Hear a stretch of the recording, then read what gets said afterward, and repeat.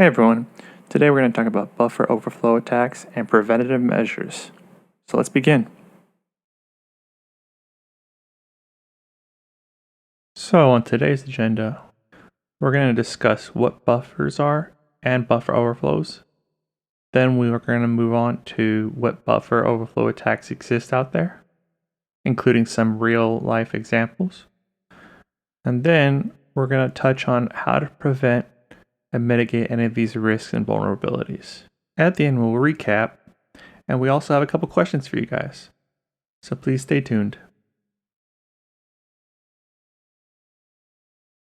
What are buffers? So essentially, a buffer is a physical memory unit that's temporarily allocated that is used to transfer data from one point to another, and it's usually to either enhance performance or stability. Now, an example that most of us can actually think about is Netflix or YouTube. Whenever we watch videos on YouTube or Netflix, there's a certain amount of buffer cache, which is temporary amounts of the data from the movie that's playing. Then, as it's stored, we're pulling from that. So the actual content you're seeing is actually from the buffer data. So the reason behind that is that it has to account for the disparity in people's connectivity speeds. So everybody's download speeds can vary. Sometimes you'll be running as fast as you can, sometimes you'll have nothing. So the point is, in order for it to not ever have a disruption in your movie, there's that buffered cache that makes sure that there's always something for you to watch. So what are buffer overflows? Well, a great example to help illustrate buffer overflow is an ordinary fuse. So consider when you have a situation where a fuse blows. So each fuse has a certain amperage rating that it can work with. Whenever the current passing through it exceeds that, the fuse usually blows. It's kind of the same thing with buffers.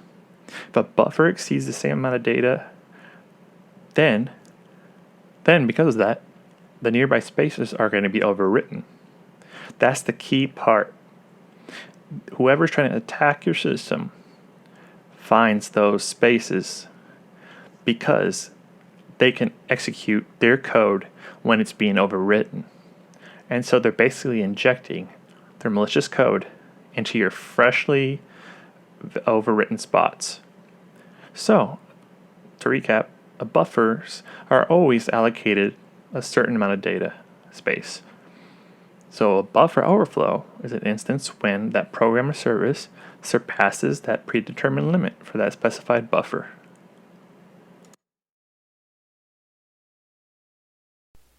Types of buffer overflow attacks. In this section, we are going to cover the types of overflow attacks, the software recently patched due to those vulnerabilities, and describe what or could be compromised by these attacks. Most often, when buying software, it's normally safe to assume you're getting a complete package, or at the very least, something well thought out. But, as security researchers, we find out that's never the case. Hackers are always finding ways to cleverly get past known or common issues of bad programming, mainly in the native C and C++ languages, that have yet to be patched or was patched and broke something else in the process. How does this happen? Well, one general way is with overflow attacks.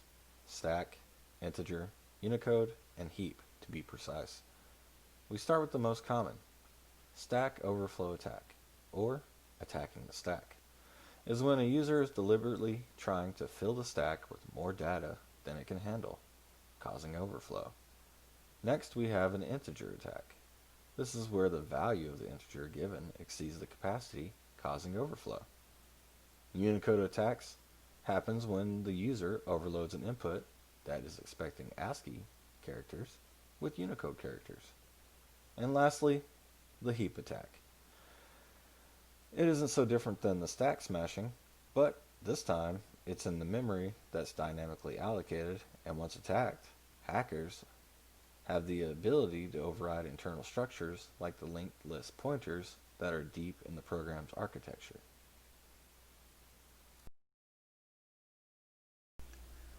Attacking the stack. What is the stack? The stack is static memory that holds local variables. It lies just beneath the kernel and utilizes a last in, first out approach. Inside the stack, we are able to see pointers called base and stack pointers, which will direct the process to a particular area somewhere else in memory as needed. So, let's start verbally exploiting the buffer that lies waiting for instruction inside. Using your preferred distribution of Linux, we begin by running a debugger program of the software or program in question called GDB, which is an assembly level program debugger. After starting it up, we run a command that dumps the assembler code for the function main of the program or software we want to exploit. In doing so, we can get an idea of what our script can use via call functions, ESPs, and other such functions. After finding the function, such as strcpy or string copy, we can design a script in the syntax of C. And the goal of our script is to allocate some memory in the stack where we call the function we found earlier to copy a string of text larger than the buffer size. After running the code and incrementing the amount of text to be copied, we will find our sweet spot in the form of a segmentation fault. Once the segmentation message pops, we can decrement the code and run it again to find the end of the buffer and the start of the base pointer. We will continually do this until we can hit the return pointer. Once we know we are in the return pointer, we can go back to the GDB and figure out which register we need to direct our pointer to back in the buffer so that we can inject our malicious code just after that register and start filling in those lines with NOP, or no operation, to keep the sled moving down the slide. Once you've successfully figured out the correct placement, you will have exploited the buffer, and this will give us whatever our current privilege will allow us. And let's be honest, it's more than likely going to be root. Here are some examples of a stack-based attack. Image 1 is illustrating how stacks look before and after the buffers copy the malicious code which was entered originally by the attacker. On image 2, if you look closely, you can see the original buffer limit of 100 and the malicious file exceeding that limit, thus causing a buffer overflow. From this point forward, the malicious code in the file can be executed and start overwriting the stack's data.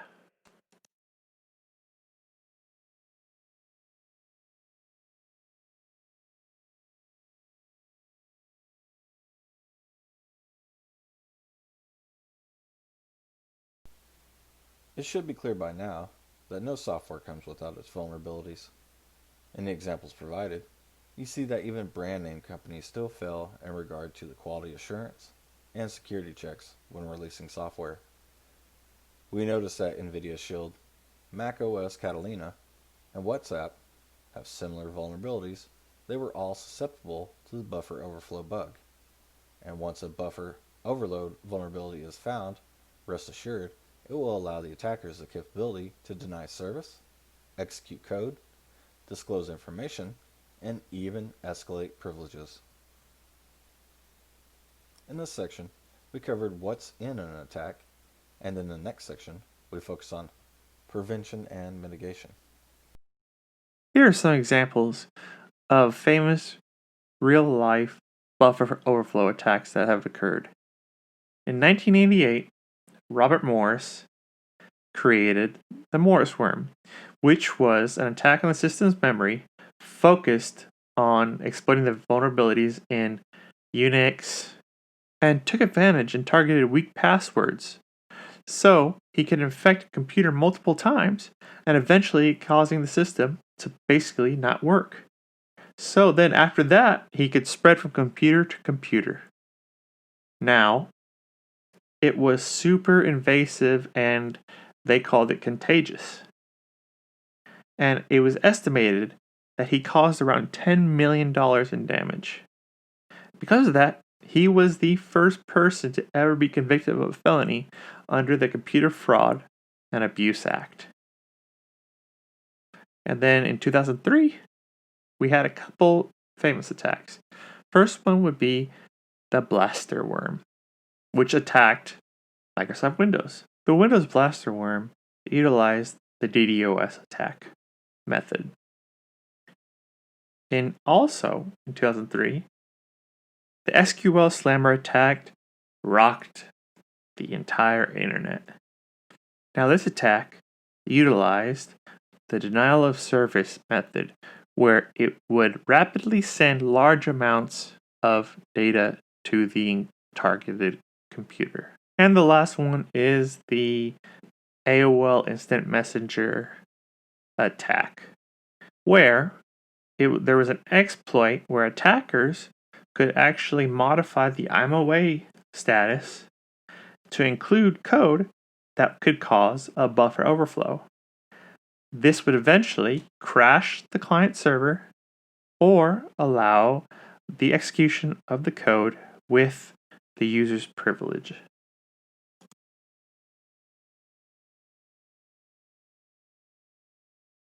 Given the nature of buffer overflow and how data is pushed past what a buffer can handle, detecting a buffer overflow can be done. Sometimes it's overlooked and not reviewed by even the biggest companies.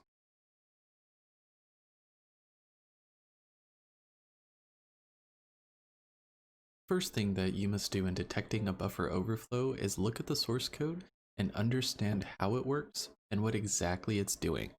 Then, once comprehension of the code is attained, the next step in detection is looking at the external input and manipulations of the buffer. Certain functions are predisposed to vulnerabilities and can raise red flags for a potential attack if it's not addressed.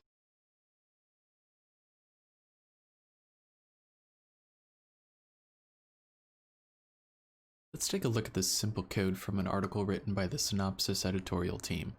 This example is looking for the user to input yes or no to a question. The user string is stored in a buffer that is large enough for yes and large enough, obviously, for no. Though, what do you think would happen if the user input something like maybe or perhaps? Since there is no bounds detection, the program running this code could potentially crash. The gets function doesn't mind the buffer and will write more than what's specified. This vulnerability exists for the gets function as well as others like copy, cat, and printf.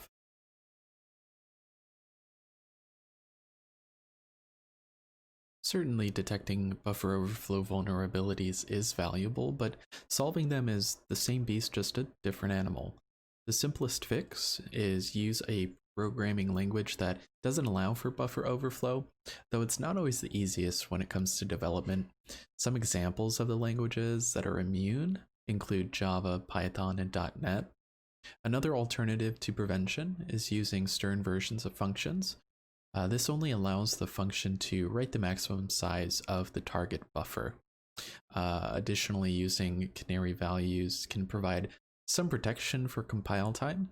Canaries are values that are placed hoping that anything that changes the legitimate return address will also change the canary value.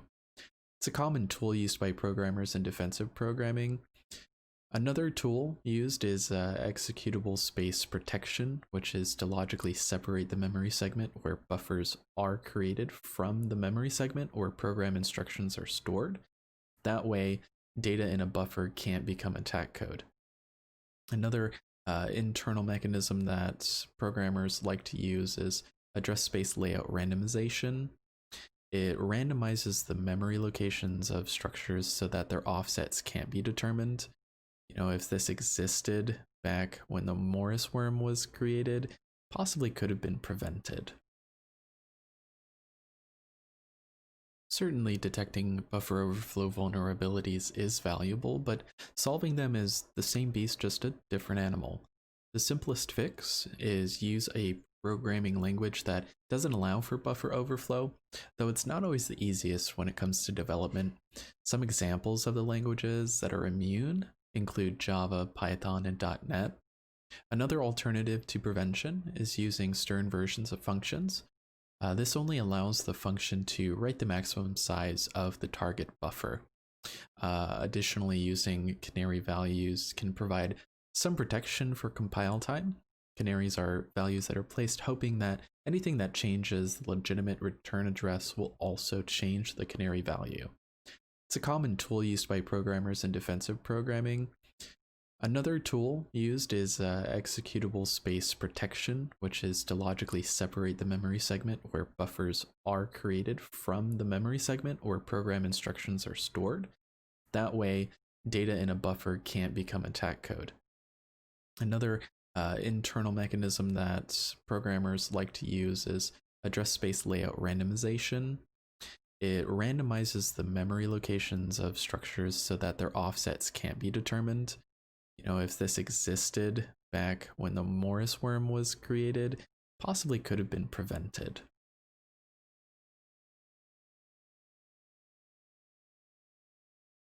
As we progress into a tech-dominant world, more devices will be connected, and those devices are extremely vulnerable.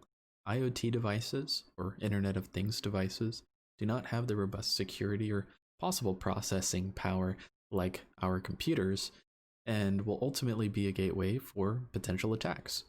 There are a few research teams in China that have developed possible resolutions to this.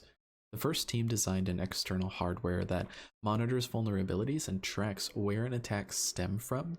Another team instead took a software approach and developed an algorithm that identified suspicious areas and vulnerable functions in source code based off of previous attacks.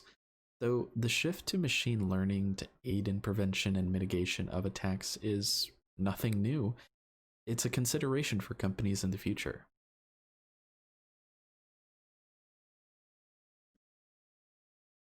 You really want to utilize everything to help mitigate and prevent buffer overflow attacks. You want to use built-in tools for compilers, safe libraries, and apply the defensive coding techniques like bounds detection. And you want to also look at it from all sides, not only internal at the program execution, but you also want to look at it externally and see what exactly that function is doing or what that program is executing. Really want to look at it from all sides. Now, although this may seem like it is meticulous and it utilizes resources to go through all that code and apply everything to this, really in the end, it will be worth it. So let's recap. The essential idea behind buffer overflowing is it's the irregularity that happens while software writes data to a buffer. The overflows the capacity of that buffer, resulting in the overwriting of adjacent memory locations. The point of a buffer attack is to modify that memory and to undermine or take control of the program's execution. One of the main ways we learned how to mitigate this is by data execution prevention and address space randomization. We also learned that most modern programs are written with built-in features these days that actually help prevent buffer overflows. They give us the necessary patches through updates that are also crucial and a great step forward in actually reducing buffer overflow attacks.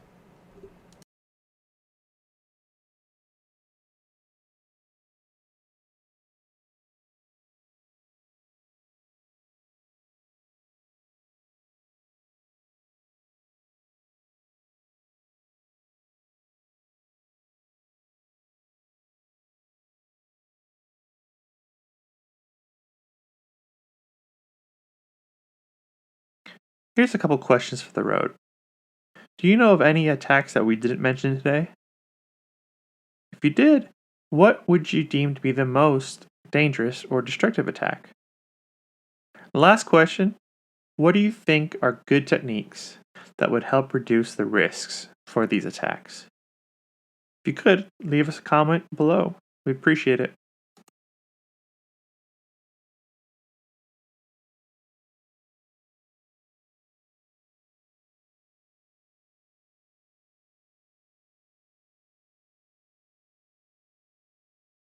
Thanks for taking your time out to view our presentation.